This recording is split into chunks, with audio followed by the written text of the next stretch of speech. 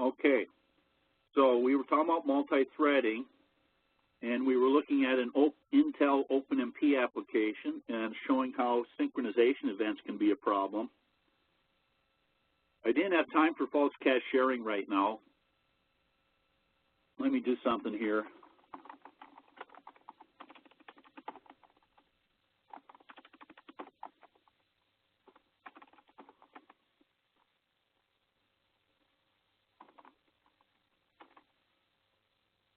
I do have an example here.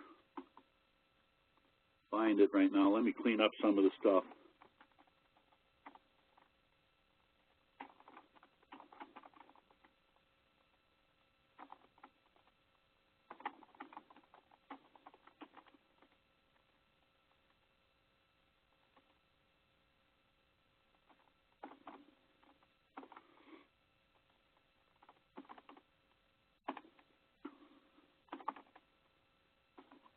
So in this multi-thread lab, and the workbook should have some mention of it,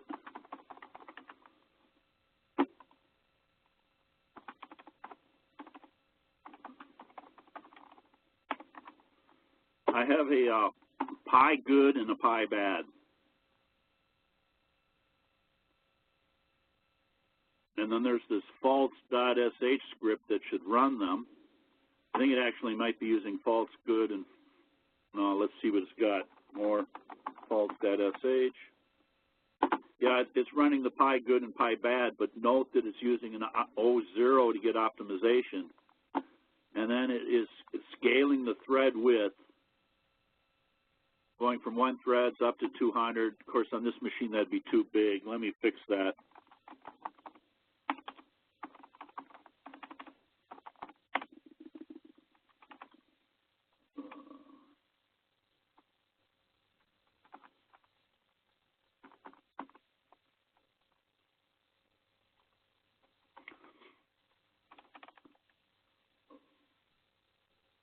That's another way of loading the Intel compilers. I'm not going to worry about that.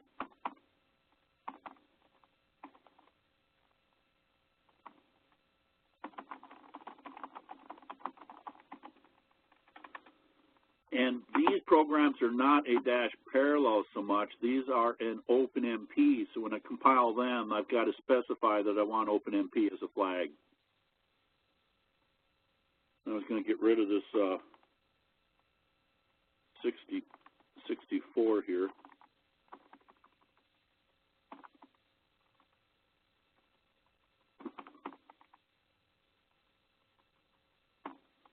And that code2MP also has false cache sharing problems. In fact, that state routine is where the false cache sharing problems are. CLint has barrier problems, synchronization problems, and the other one has false cache sharing problems. So it's just going to go through the loop and say 1 thread wide and basically upping the number of threads to whatever the variable was. Also, and we're going to get to this after break, with OpenMP, we're skipping that second shepherd thread so that we're not pinning it. And then in this example again, I better fix that.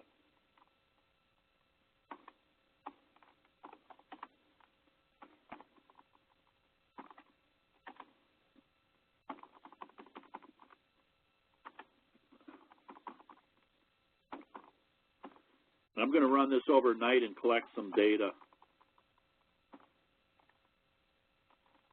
Okay. So when you run that thing, it's going to give you timing. So let me do a, by the way, CSA com-n on code 203. All those that were competing, we were in the 12-second range, 9-second range, but once we drove up the workload, it went up to 13, 20. That's twice the wall clock, twice the CPU time, 30.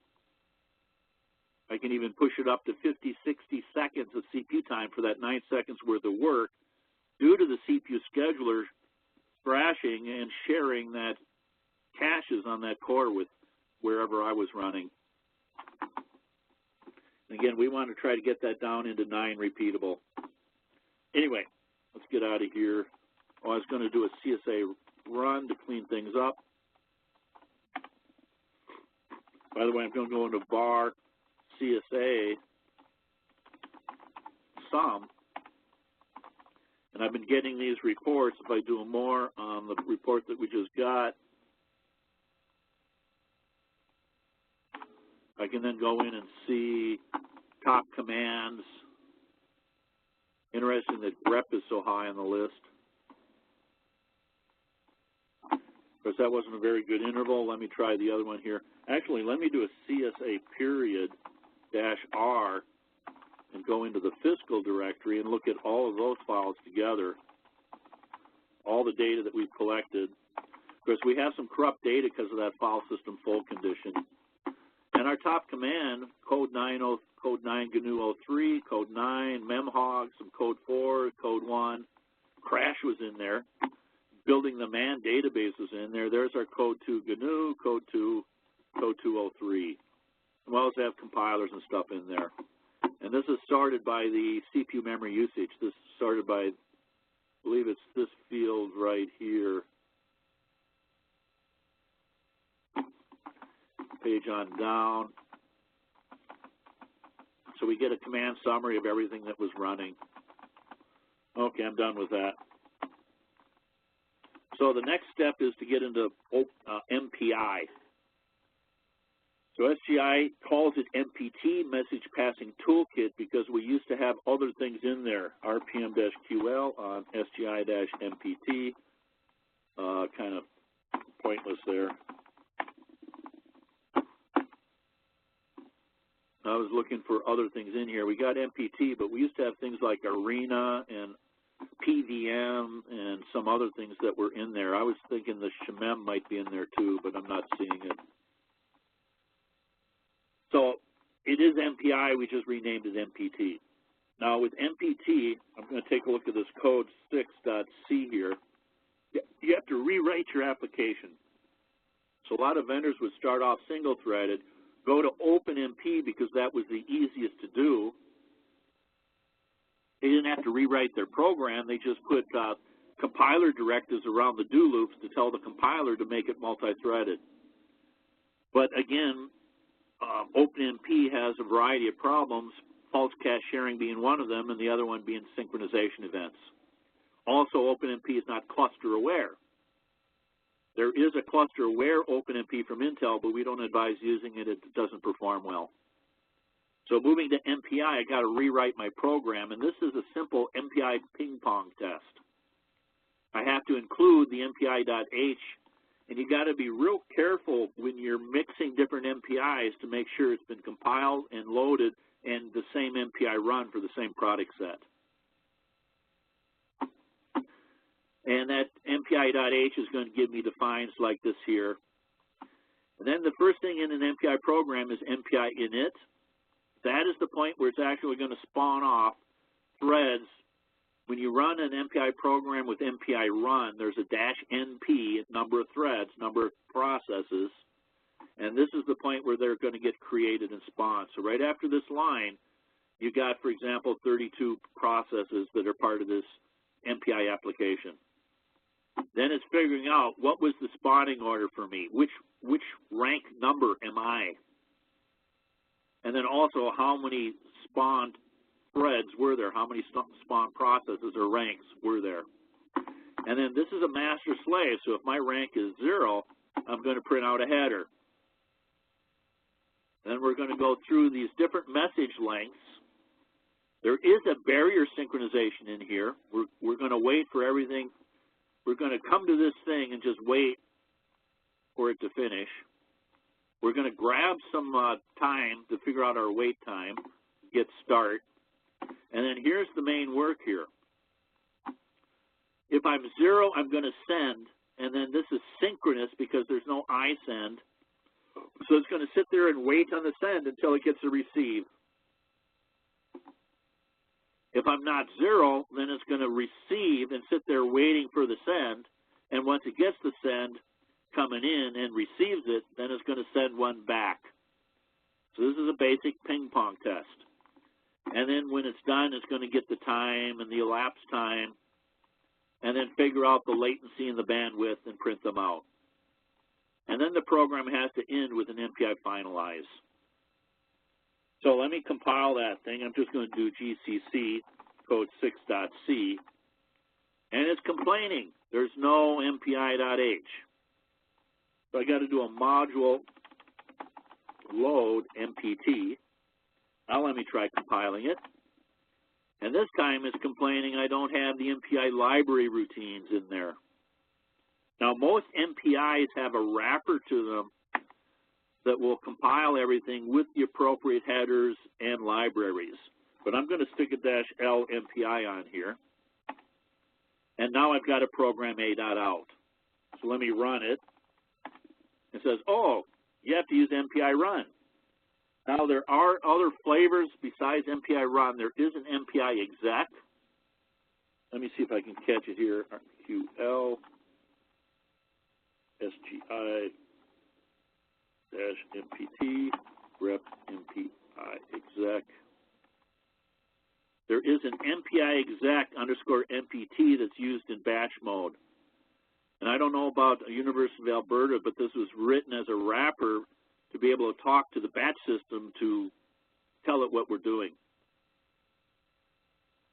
Yeah, I'm not going to use that here. I'm just going to do an MPI run. I know that that MPI exec was meant for Torque, but I don't know about MOAB. Also for PBS Pro. And even some people use the Oracle grid engine, what used to be called the Sun grid engine. Yeah, MOAB is just the, what's it called, the scheduler. It just tells Torque what to run on. Right. But this is actually talking to the scheduler to synchronize and make sure that I don't step into other things. So there's an interface back into PBS Pro and stuff to say, here's what I'm doing. It's meant to help contain it better. Okay, anyway, now let me try running that thing. MPI run -NP 2 and then A.out. And this is my school bus Ferrari 747 story, really, that I hope I talked about earlier in the week. This is the size of the message. This is the latency in microseconds, and this is the bandwidth in megabytes. So when my payload is small, I am latency critical, but I'm not going to get bandwidth because my payload isn't big enough.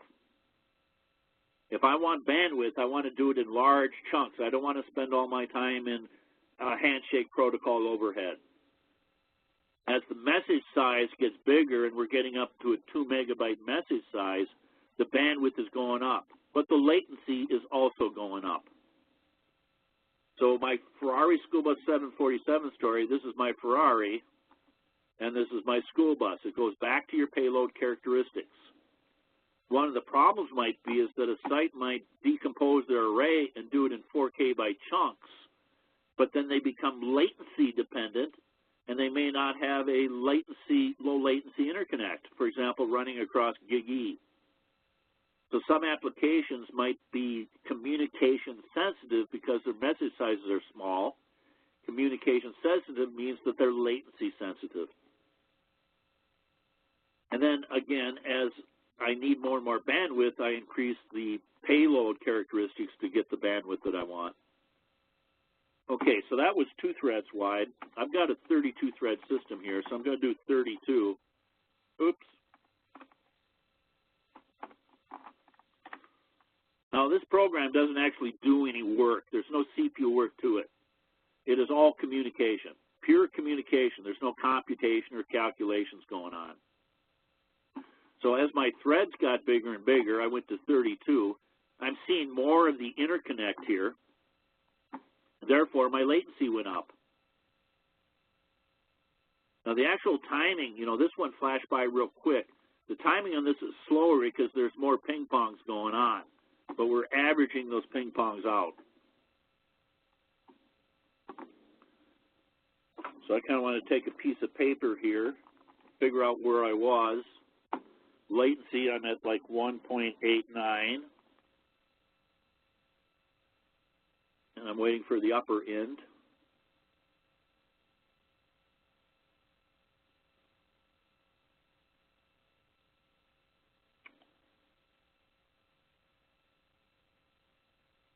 Okay, so it went up to almost a second there, from 1.89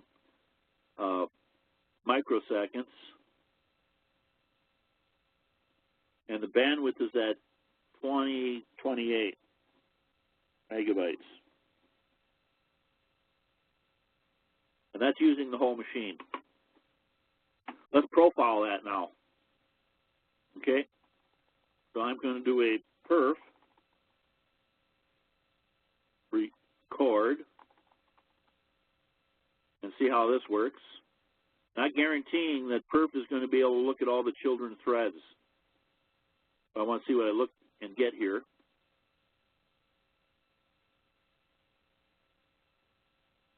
Probably should have been doing this in Floyd 4 so I could use a newer kernel.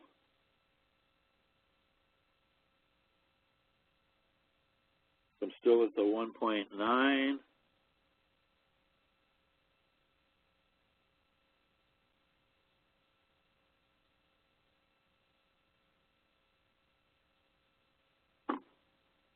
By the way, while this is running, I may as well get my desktop going here.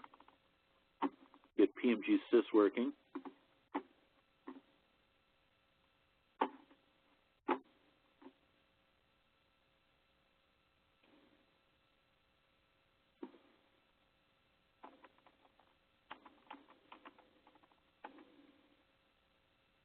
Oops.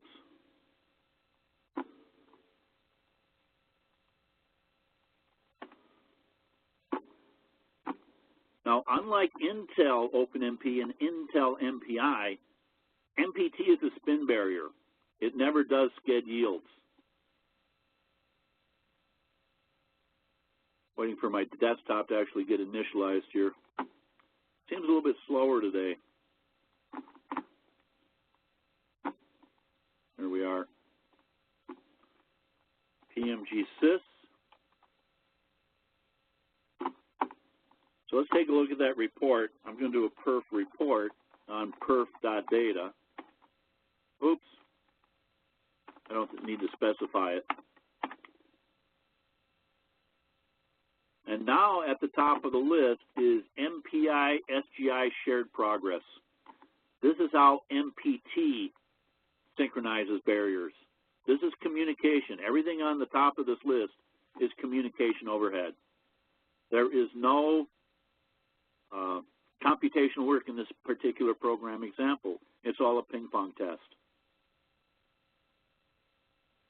Okay, let me quit out of there. This time I'm going to run that MPI run again. Let's do a, do I have it loaded first? Module load perf suite. MPI run -MP32. And then I'm going to do my PS run and then my program.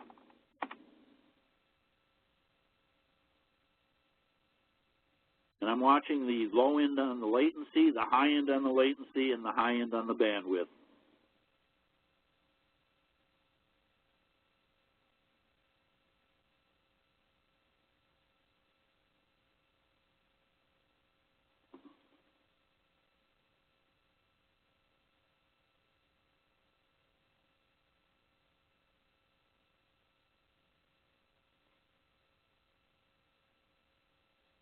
And I did forget something here.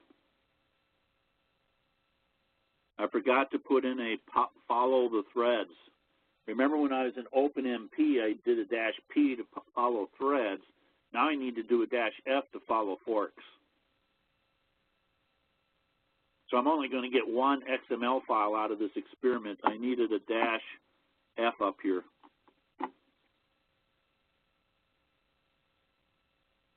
And I'm not going to worry about that. Not a big deal. LSLT had, doesn't look like I got any XML files here. Oops. Let's try this again. This time I need to do a -F to follow the forks.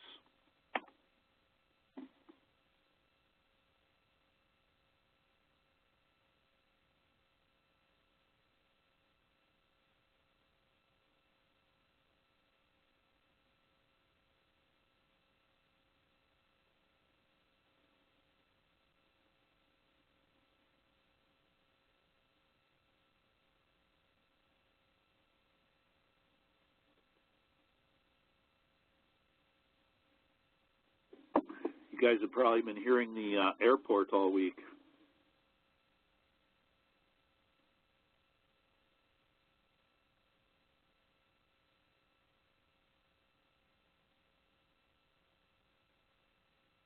Okay, just about there. Again, I've written down the latency range and the bandwidth range. In fact, we can see the bandwidth dropped off there. And another thing I didn't mention was, and here's my bandwidth here. Another thing I didn't mention is, well, we'll get back to that. Let's see what we got here now. So there's my profile reports from the PS run, PS process. Let's just take one of those, 9853. And my font is kind of too big here.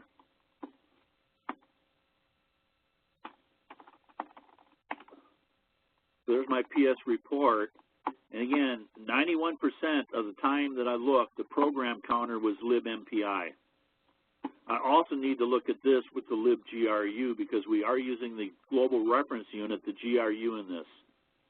The GRU is in the hub. It is basically a block transfer engine. It does memory-to-memory copies or moves, transfers, without using the CPU. Or maybe you remember the Origin actually had a block transfer engine in its hub as well. And then file summary, we're seeing that most of the time we were in the libMPI in the shared.c routine.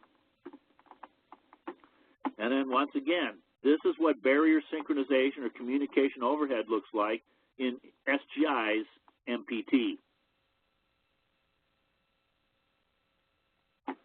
Okay, let's do this again. Let me just do it this way. MPI run -NP 64. Oh, it was a.out that I compiled. Okay. Let's push that aside. Look at my desktop here. So notice my CPUs are 100% busy. I do see a little bit of system time going on around there. So let's take a look at what's going on here. Let me just start off. Well, let me start off at the beginning. Quit out there. SAR 1-5. So I see CPUs are 99% busy, 1/3% on system time. SAR-R.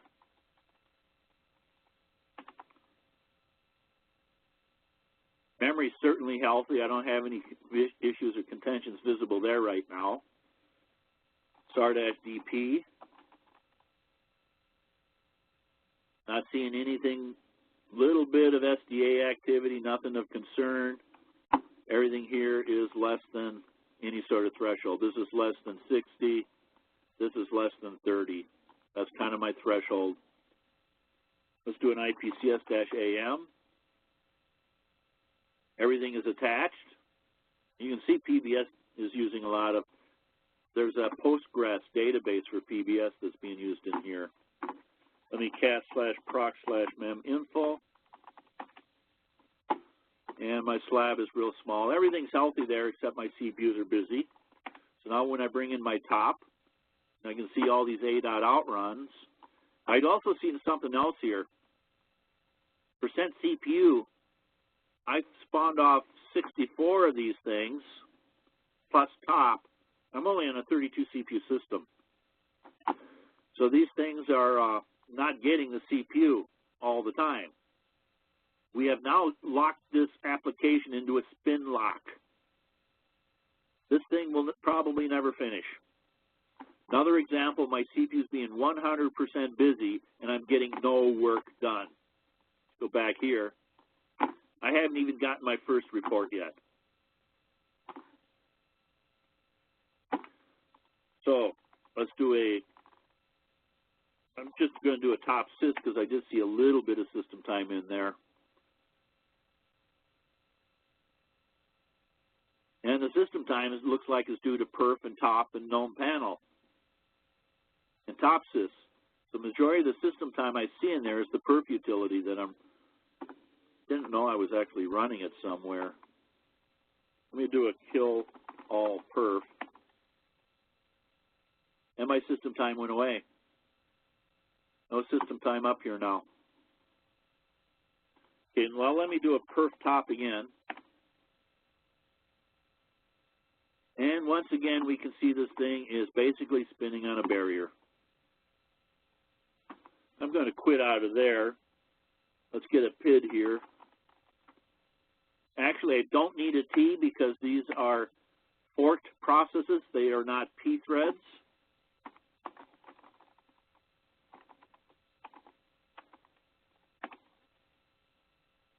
Oh, what's going on here?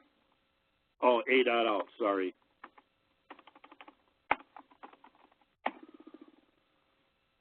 There they are. Okay, so let me just try attaching to one, GDB-P9964.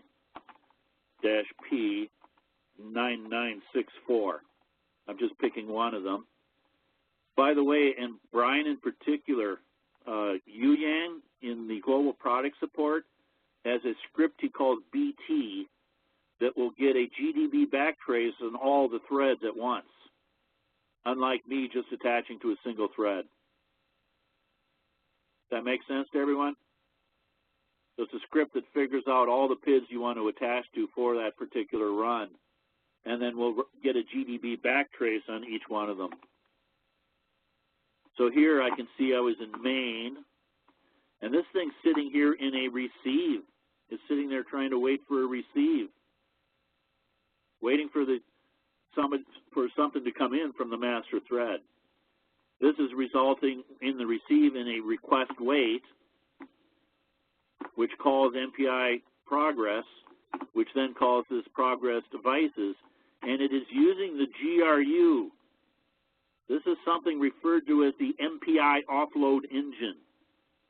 The hub itself has a inter-processor communication interface, so that rather than going through memory, I can use the GRU and the MPI offload engine, the MOE, to kick the other processors in the butt and tell them, hey, I'm talking to you, to help synchronize better. Normally, it would just be reading a flag in memory of structure within the Intel MPI libraries, for example. And some people even put a breakpoint on this thing and then see if this is one call that it's stuck in or if it gets stuck in it every time it makes the call. In other words, what's the intensity of calling this MPI receive? And again, Perf is sitting there looking at this, and Perf is simply seeing all the MPI SGI progress devices. You get out of there. Okay, I want to do something else here right now. PM chart.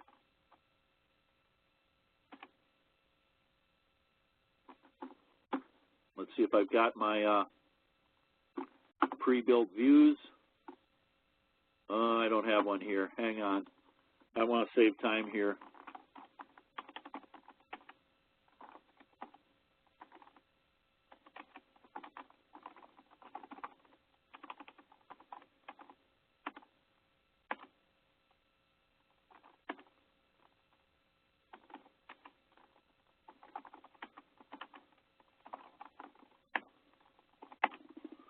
Just trying to save time on typing that thing up. Let me try that again now. There it is. Again, my NumaLink is different on this one, so I'm going to have to do that one over. So let's see what we got here. Here's my CPU utilization. Looks like my work is finished right now, nothing running. Got to make sure I'm on the right system and everything. Get rid of that. Nothing to swap, memory's free, not much for disk. I can see the network traffic for my desktop and PM chart running. I do have a file system that's close to full, but I'm not going to worry about that right now. Let me edit my chart, or samples, I mean. Get a bigger picture here. Okay. Let me look at mem info. Nothing of interest there. Real small and shamam. K-swap D. I can see some page allocates and deallocates, that sort of thing, but I don't see any trimming going on. Node info, most of the blades are at the same. I can get rid of that one and see that they're basically all the same amount of memory free. One's got 700, 600 meg on it used, and the other one's got 800 meg.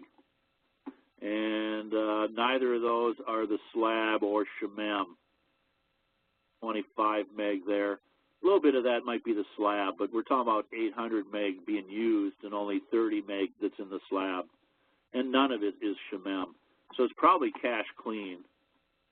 I'm just going to try a BC free -A and see if that cleans that up. And it didn't. Let me try a node info.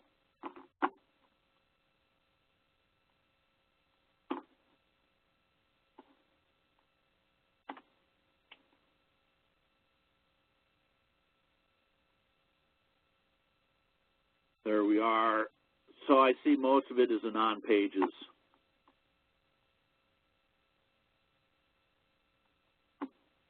Okay. Let me go back here now. So I've got all these A.outs running. I'm looking at the right system.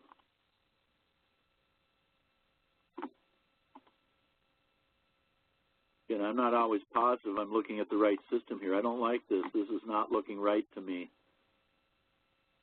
I'm on Floyd 1. I'm supposed to be looking at Floyd 1, but my CPU utilization is not matching up.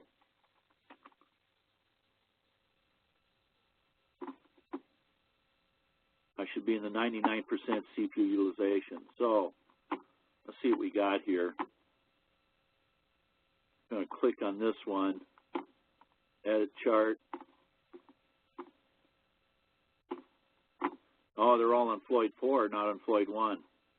Let's check the others here.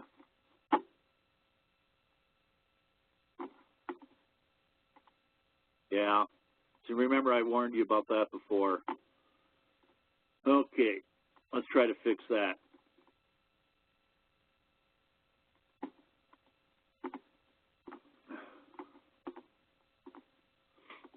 That has bothered me in the past over the years too, but the developers didn't really worry about it.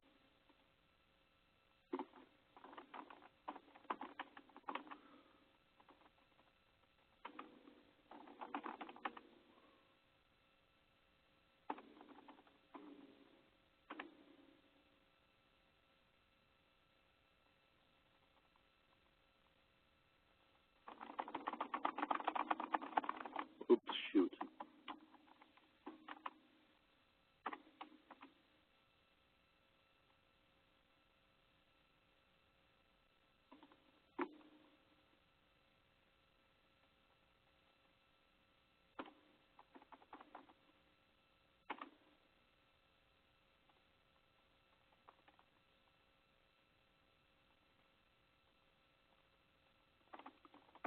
I should fix this so that it actually is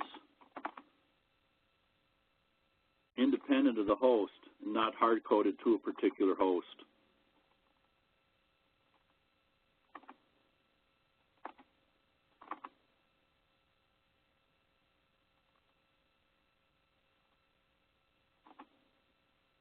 Notice that thing's still running. 100% CPU utilization, no work is getting done.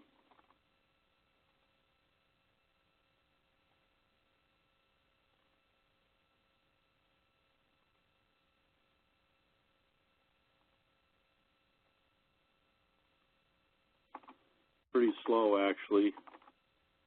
Barely tolerable.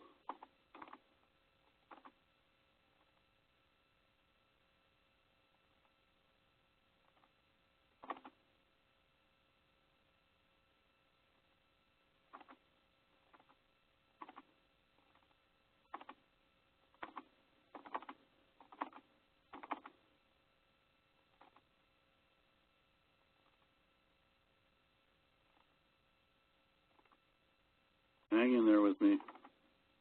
We could probably cut out some of these VM Stats statistics that were always null.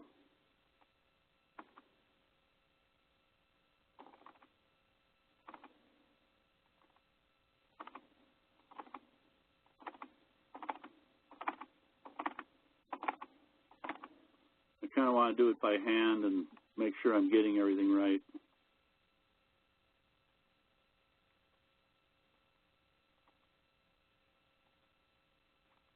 Almost done. In fact, those statistics aren't even any good.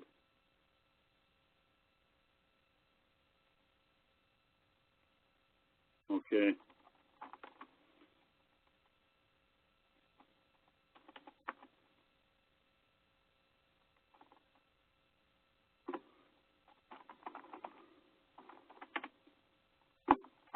Try it this time.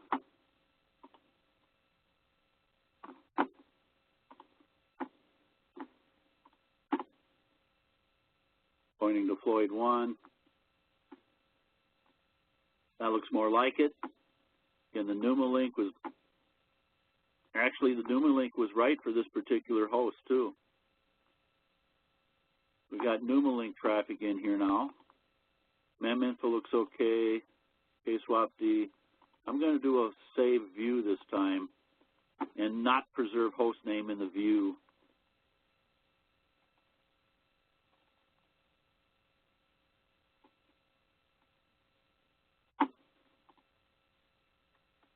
And do a more on. And notice this time it doesn't have a host name in it.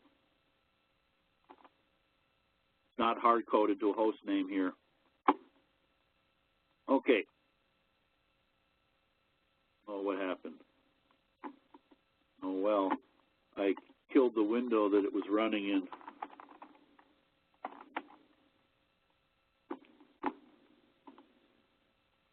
Open view. Let's try that new one that I just created.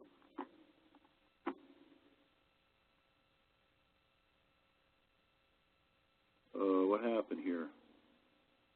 Oh, never mind. It only saved the tab that I had open at the time, so I don't like that. It's one thing I wish that it had an option to save all tabs.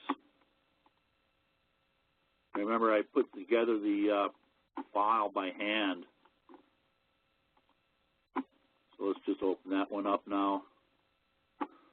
Okay, now there's one other group that I want to do here. Add a tab. I'm going to call this the GRU. And this time I'm going to file, new chart, go to the UV.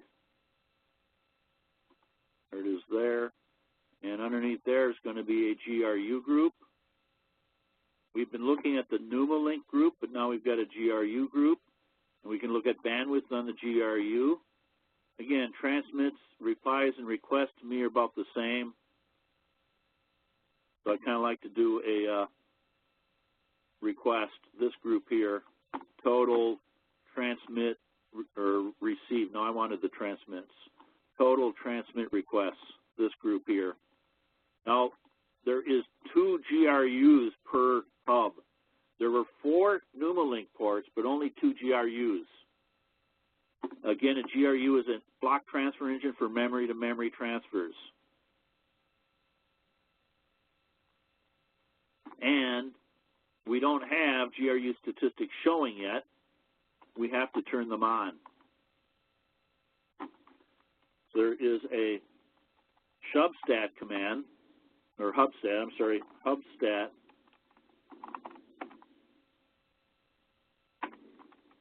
There we are, hubstats -C, and the default is to have the Numalink traffic.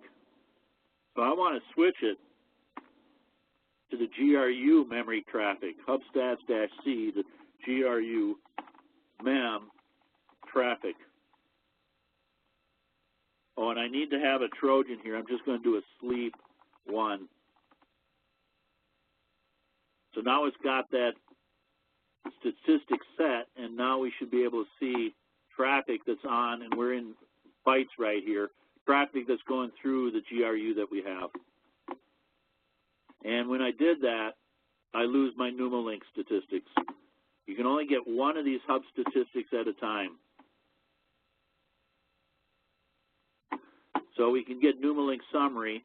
There's also something called local home and remote home. So local home is for traffic that's on my blade. Remote home is for traffic that's on other blades. And then we've got that directory and a directory cache and also Snoop traffic. And again, local home cache traffic and remote home. The only two I pay attention to are the NL summary, which was the default, and the GRU mem traffic. Let's go back to this. Okay, so we got 100% busy. Now let me go back to my run here. I'm going to kill this, quiet the system down.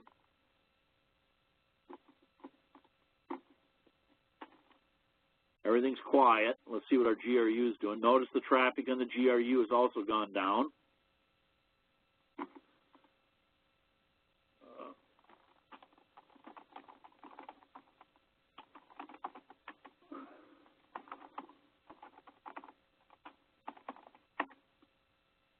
Oops.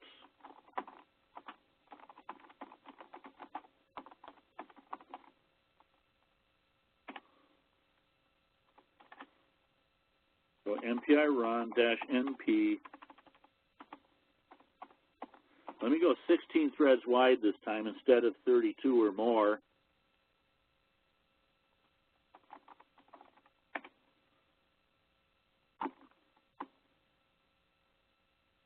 I was expecting something to happen by now.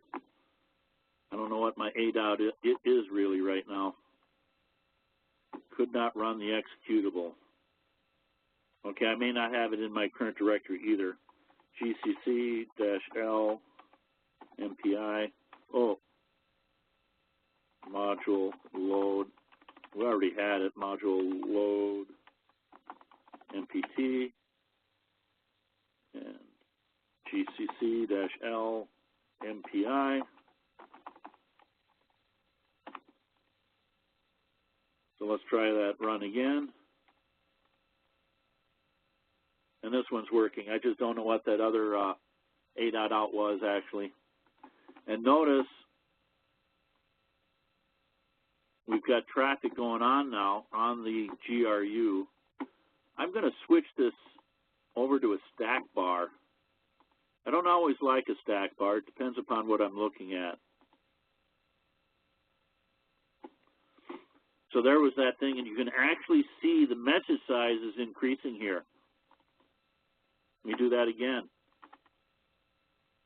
So when it's small down in here, and now it's starting to get quicker, and you can see the amount of traffic going across this interconnect and across the GRU.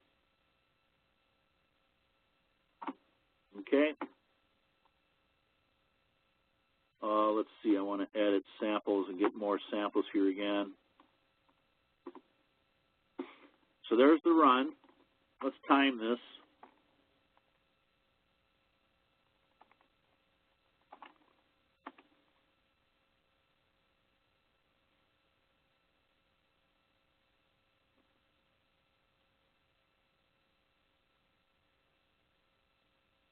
I really only care about the elapsed time here. So there we had 14 seconds, 3 minutes, 39 seconds of user time and no system time. And looking at the numbers here, the bandwidth here actually, or the latency went down. Actually, though, I need to get back to the 32 range. So let's try it at 32 now. There we can see the CPUs go 100% busy. I'm comparing the numbers to what I wrote down when we started off with a latency of 1.89 up to 10033 for a latency. So there we can see the CPU's busy, no impact on memory or disk or I/O. And look at what the GRU is doing. We have more thread wide, which means every CPU and every port is now being used. So this time we can see all of our two hubs, 4 ports that have traffic going on them.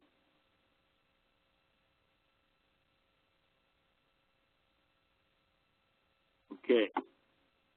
And the latency was a little bit better. I had a latency of 1,033, and the bandwidth is about the same. Okay, now,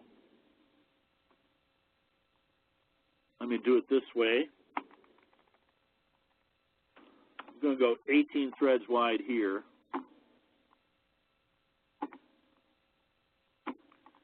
And I'm going to do another one that's 18 threads wide. That's going to mean my CPUs are overcommitted.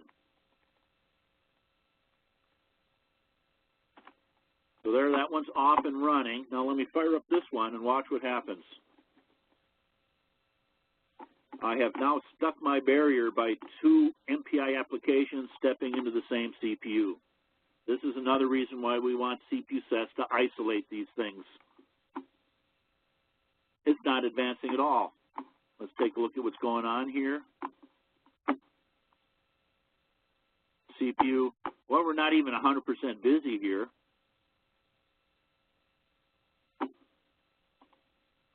Probably because the second one hasn't even, oh, this one here hasn't even started. It's stuck. It hasn't even started its ping pong tests. And it's just sitting there. Everything else looks healthy except this one. I don't care about mem-info. Mem is still real small. K-swap, no trimming or anything. I'm not expecting any node info. Yeah, you can see a little bit of, looks like MPI was using some of the Shemem stuff, but barely anything. Again, we don't have any Numalink traffic. It's turned off. And here's our GRU, and there's nothing going on the GRU. So now if I do a Perftop, there we are again. This is a stuck barrier, or a stuck in communication overhead. And here's the GRU trying to be used for communication between them. Let me break this out, kill that one, and off our other application goes. It got stuck there for quite a while. And now we can see the GRU also being used here. Let me go back and do the hubstats-c NL summary, I think is how it's spelled. Oops.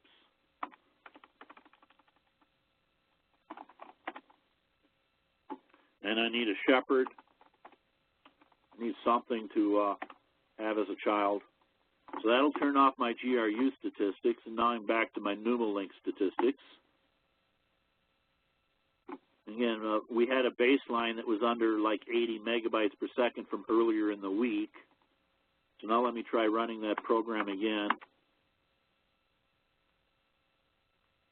Let me go 18 wide here.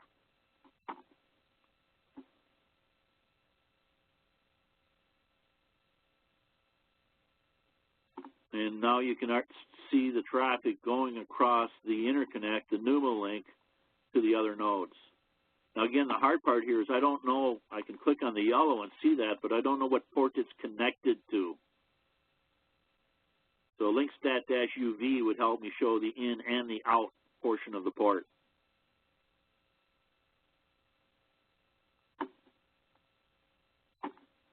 Get out of Perftop. Let's go 32 wide.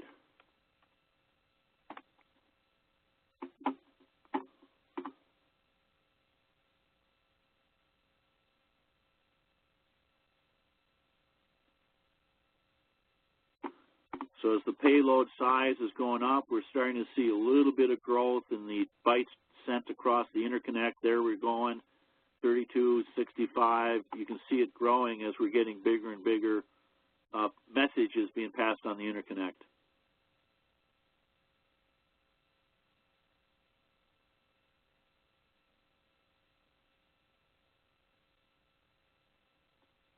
Let me edit chart, do it in a stack bar.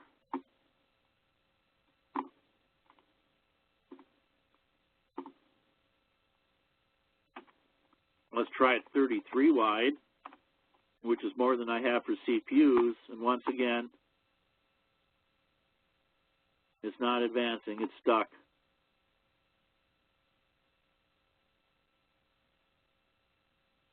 This is an application programming problem. I just want you to be able to recognize from Perftop. Let me find a PID here and do a Perftop-P on 10689. And all of that is MPI library routines, and this is all communication overhead. Send and receive in this case. But again, to find out how it got there, what I have here, let me do it GDB and type in backtrace. And once again, we can see we were in an MPI receive call, and we're sitting there waiting, listening for something to come into us.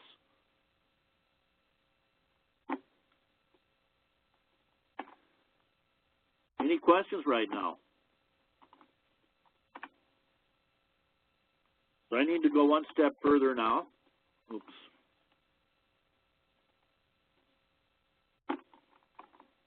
When I run this thing, SGI has statistics available for me, and I'm going to do a -stats, to give me statistics, and then a -prefix, which will give me a header or a first column of the report, the rank number, something like that. Let me put in a colon too. I kind of like a colon in there. Okay. And this time I don't want to go 33 because that doesn't get anywhere. Let me go 32. So the thread that's actually writing to standard out is showing up here.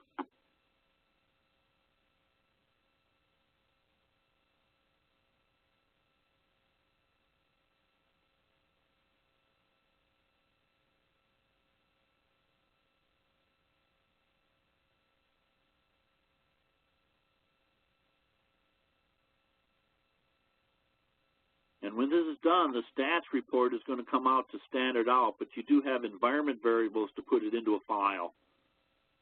And here we go now. This is the newer MPT, by the way, Brian. So there's some changes in the report here. We're starting to get some attempts to allocate, but the main thing I want to look, these are new. Some of these things are new. But the main thing I'm looking here for are retries, and I'm seeing per proc buffer retries. In other words, I'm trying to get a buffer, but there's contention. All the buffers are being used, and that's going to slow down my latency. The other thing in here then is bytes transferred and how they're sent. Point-to-point calls are send and receive. Collective calls are like a broadcast and reduce. And then I also see now that I can see the GRU is being used. So I've got statistics here that tell me the number of requests for the GRU, headers, bytes sent. Here we are right here. That's the amount of data that the point-to-point calls, send and receive, did from this program. But also, no single copy transfers. Let me go to my whiteboard here for a minute.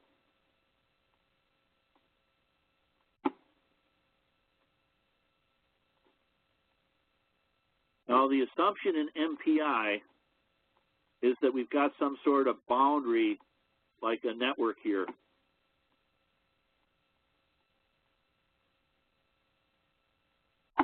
And this is process A, and this is process B trying to talk to each other. There is a buffer that is used for these things to talk to each other. I can't even write with this thing. So when we're doing message passing, we buffer it between this interconnect boundary, InfiniBand, GigE, something like that. But that's a B copy, and if it's on the same machine, we'd like to get rid of one of these and just do a single copy transfer. so that instead of 3 B copies or mem copies, you're only doing 2, and that will increase your bandwidth.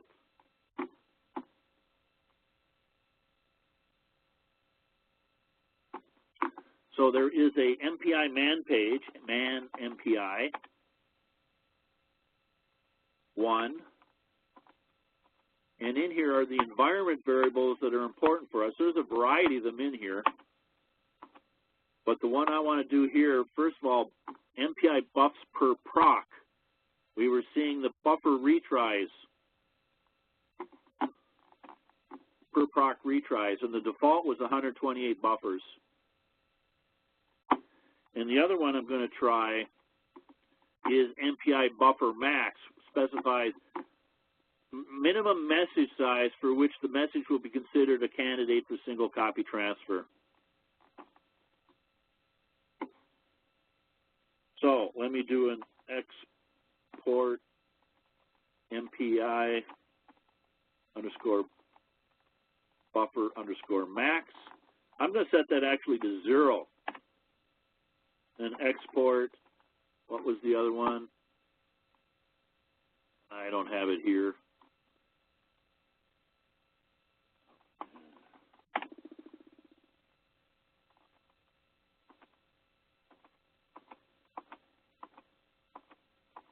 I wanted the buffs per proc, MPI buffs per proc, yep.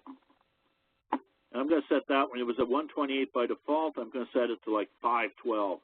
Now, one hard part about tuning is people will set the numbers real big to get it successful to run, but then they get it too big and they don't drop it back down. But I'm going to do a 512 here instead of 128. And this time, let me run that again. There we are. I'm going to put the output into a file here.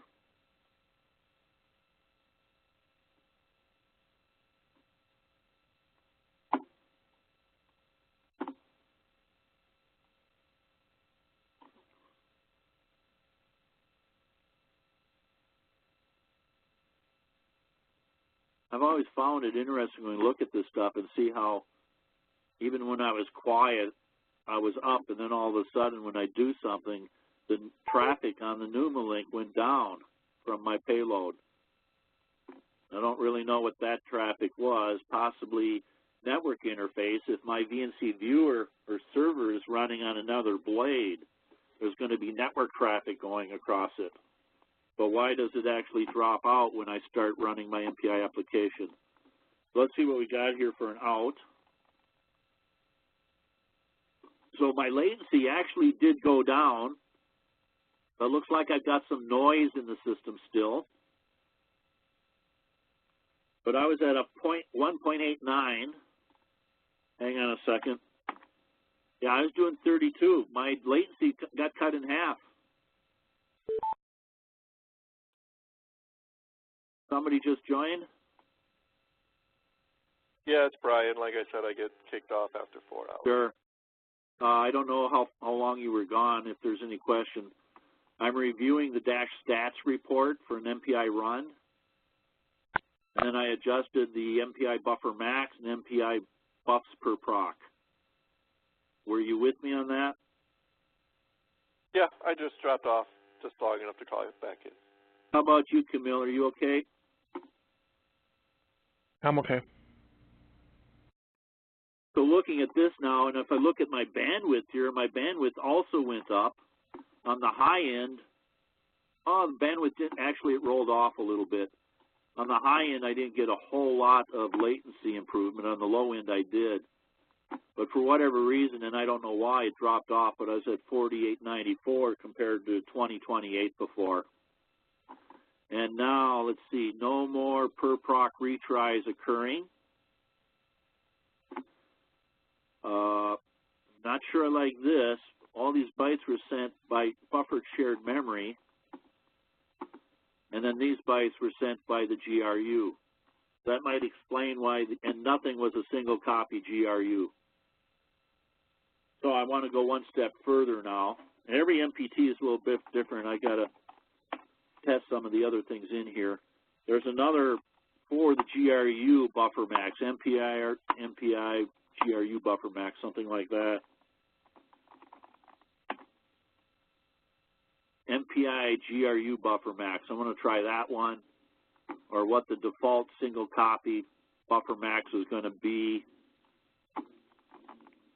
So I'm trying to avoid the extra copying around and get everything to be a GRU single copy to try to get my bandwidth up better.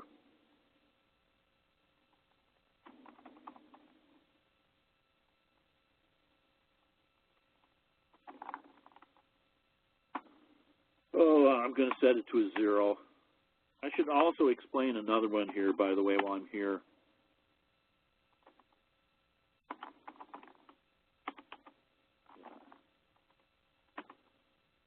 There's also an MPI shared neighborhood that says, when do I use the GRU or not? The GRU is really not a payoff on a single blade situation. It's a payoff on the upper end when you're going across the interconnect and the large interconnect. So the neighborhood might be, if I want to do it, contain all MPI processes on a node or a blade or a host. Let's see, I was looking for the default. So basically, processes from the same shepherd but on different neighborhoods will communicate using the GRU.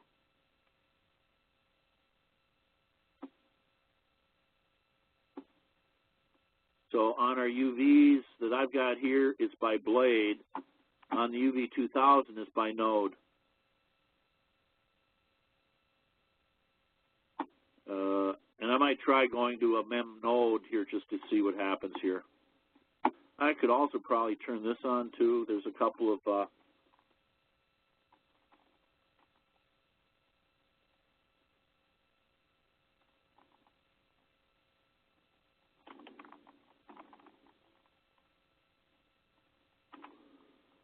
so let's try running this again.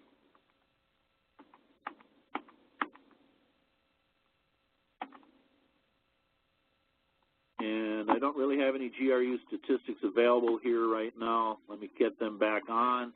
I wish I could see both at once like you could on the older Origins. Hub stats -C, GRU, let me just see the syntax, GRU CMD traffic.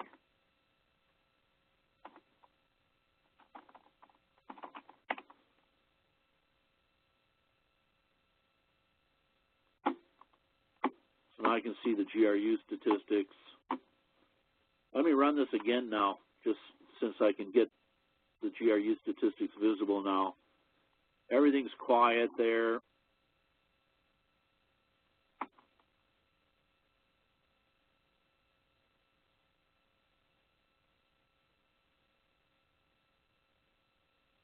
I'm really not getting a whole lot of bandwidth out of this, megabytes per second on the GRU.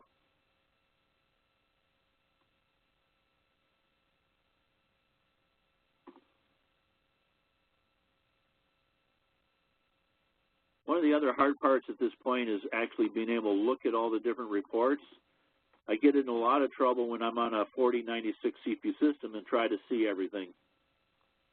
Let me do a more on out. So my latency is still about half what it was before because of the buffs per proc being increased. And my bandwidth did still fall off here, but probably not as quickly. I originally had a bandwidth of 2028, and I'm getting up to 4398, but then it is falling off again. And then let's see what we've got for statistics. So again, no retries reduced my latency. But again, we're still doing a lot of data sent per shared memory. But we do have some going through the GRU. But again, nothing's still coming in single copy. I'm still not getting a DMA. I want to try to do a grep.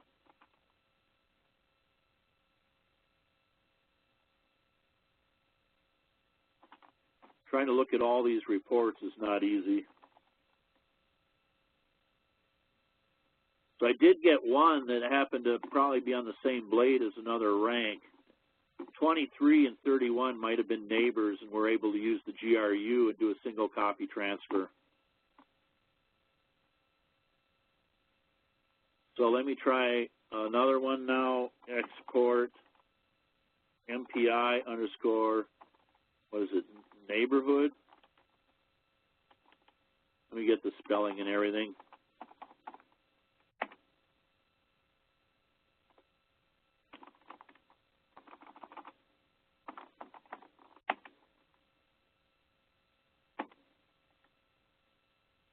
MPI shared neighborhood.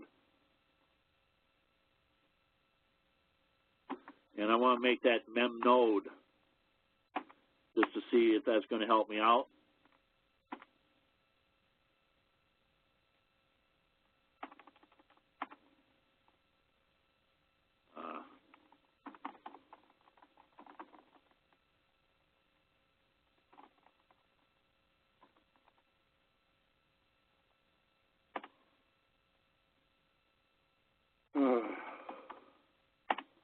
This is when I need a cheat sheet instead of waiting on this man page.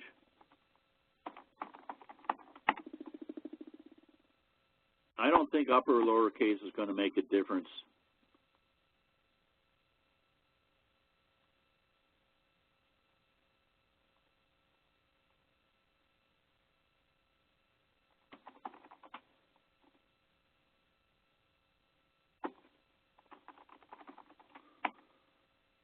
Let's try this experiment. I'm going to do one more thing, and then we'll take a break, and then we got to come back and put it into CPU sets.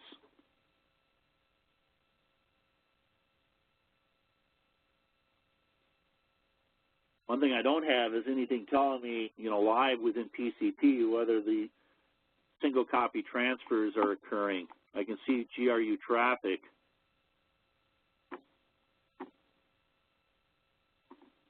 So this time I'm actually able to see more traffic on the GRU, it looks like, because I switched the neighborhood down.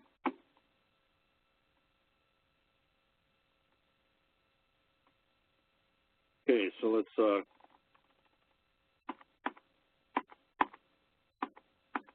there we are. So again, we got a few more blades or a few more CPUs that actually are using the single copy transfer.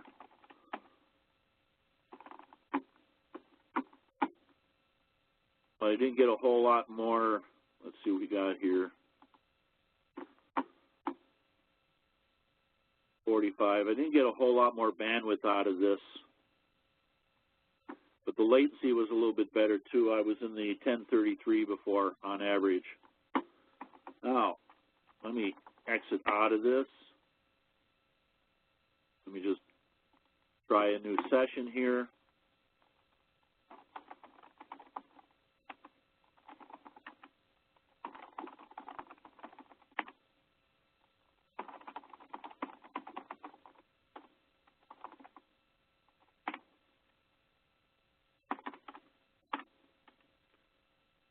So MPI run -NP32, and then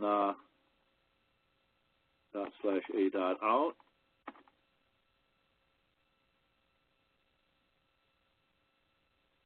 And this one, I don't think I got any environment variables specified here.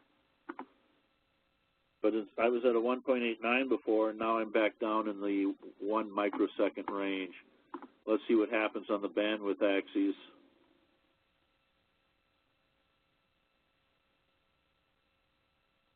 I actually am getting better bandwidth here too. But we were at 40 something before, now we're at 34. Any questions on that? Now, let's see what I got here in the directory.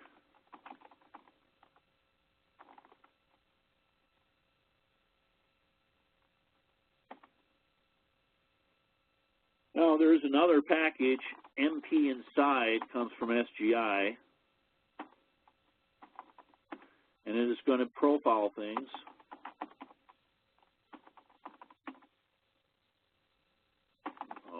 I got to load the module first. Module load let me do a module avail, module load, MPI inside,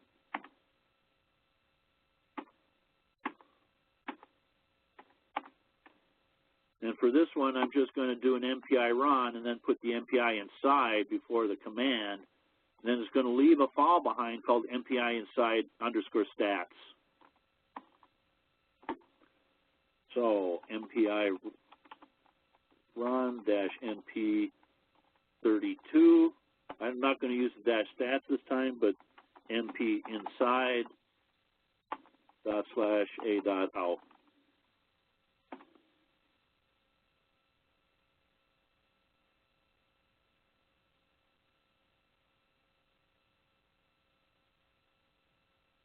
It's actually quite a bit higher latency than we had before, too. I was at 1.89 worst case. This time I'm seeing it at 2.7. Not sure if that's due to MP inside either, but we can see the GRU isn't quite as hot as it was before. It is going up slowly. So we got for 100% CPU utilization.